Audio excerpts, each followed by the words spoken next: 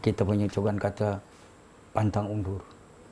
Walau apapun yang terjadi, kita teruskan saja. Jadi kami bertahan.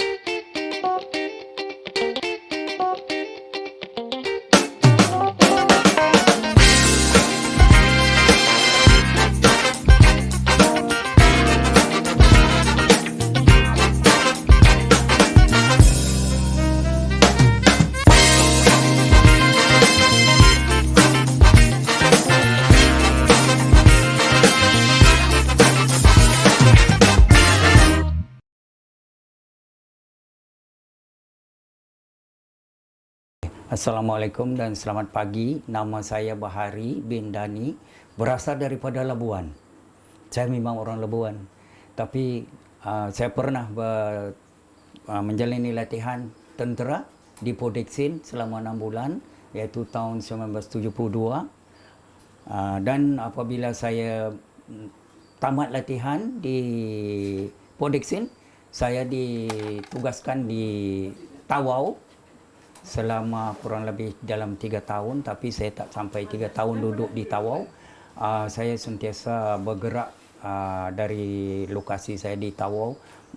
Saya pernah buat operasi di Sarawak selama setahun. Lepas tu balik pergi Tawau, duduk di Tawau dalam masa sebulan. Lepas tu kena tugaskan lagi di Tunku. Habis kurang lebih dalam sebulan di Tunku, balik pergi Tawau. Lepas dari Tawau kena tukar lagi pergi ke Tanjung Labian. Saya duduk Tanjung Labian. Balik Tanjung Labian, balik Tawau, kurang lebih dalam masa 2 bulan, saya kena buat operasi lagi di Sarawak lah. Selepas balik dari Sarawak, saya balik lagi ke Tawau. Lepas di Tawau, saya pergi Tunku. Kurang lebih, bukan di Tunku, di Tanjung Labian. Kurang lebih masa sebulan saya duduk di situ. Saya kena hantar pergi kursus mengikuti Unit Combat Intelligence Code dia panggil masa tu, untuk tempur punya inilah. Jadi apabila saya selesai menjalani latihan kurang lebih dalam masa hampir setahun di Semenanjung, menjalani latihan, habis tamat latihan saya ditugaskan buat operasi di sebelah Kedah, iaitu dipanggil Gubir, kawasan Gubir. Kurang lebih dalam masa 1 bulan begitu saya buat operasi. Kami buat operasi tidak lama, dalam masa sebulan kami keluar. Lepas tu balik akan ditugaskan di tempat lain lagi. Kami buat operasi masa tu, saya ingat lagi tarikh dia 26 hari bulan 6 tahun 76. Ini di Gua Musang lah. Tapi nama operasi itu saya lupa. Dia setiap operasi ini ada nama dia. Contoh dia macam operasi yang pernah saya ikuti di Sarawak, nama dia Op Garu. Yang di Gua Musang ni yang saya terlibat ni, saya lupa nama operasi dia. Tapi saya ingatlah tarikh-tarikh masa saya kejadian tu, apabila bertempur tu saya ingat. Pada masa tu 26 hari bulan 6 tahun 76, kurang lebih masa jam 7 lebih kami buat patrol, buat rondaan untuk mengesan jejak musuh ni di kawasan tu. Jadi kami berpecah dua. Kami ada 14 orang. Setiap seksen ada 7 orang. Jadi kami berpecah apabila kami diberitahu oleh kami punya radio operator, yang satu grup lagi, dia kata dia jumpa kesan menuju ke hala timur kah, kalau saya tak silap masa tu. Kesan dia memang bukan tentera punya kesan. Kesan memang kesan komunisnya. Pasal kami tidak ada pakai kasut, peralatan yang dilengkapkan untuk kami.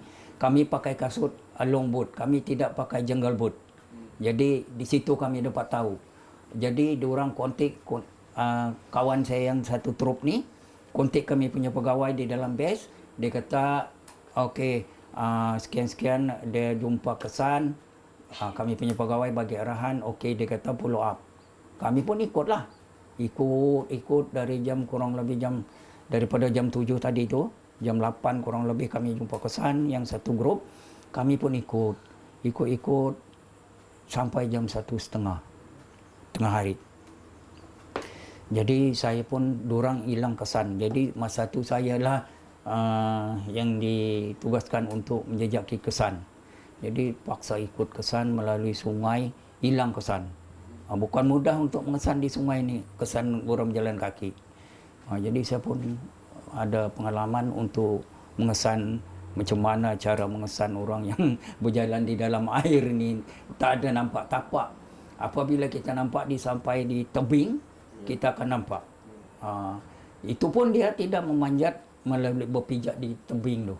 Mungkin dia jumping ataupun dalam bahasa Malaysianya melompat. Jadi saya pun berdiri. Saya tengok, saya perhati, saya nampak daun. Daun tu terkalih menuju hala membuat macam jalan orang melintas. Jadi saya pun cakap dengan kawan saya. Saya ada 3 orang saja masa tu. Saya ingat lagi nama kawan-kawan saya tu. Zainuddin, budak Perak. Amran, budak Perak juga. Dua-dua budak Perak. Jadi saya cakap dengan dia, okey, kita follow up, kita ikut sini. Dia naik di sini. Apabila sampai naik di situ, saya pun okey. Saya kata, biar saya yang di depan jalan. Tak apa. Jadi saya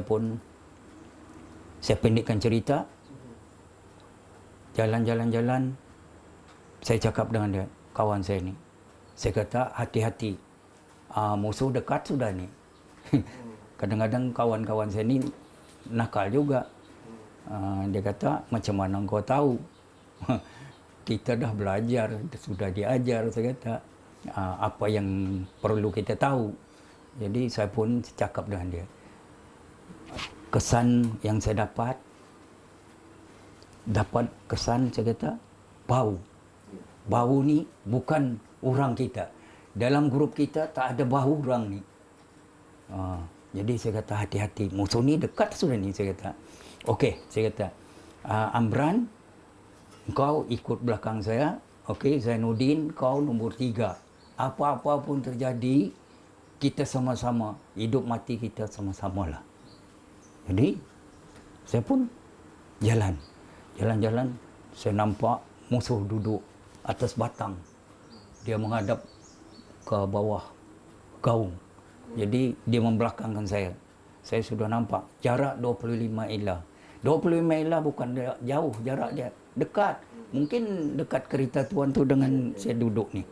Jadi, saya pun bagi isyarat senyap. Supaya dia jangan bercakap. Tapi kawan saya ni nakal juga sikit.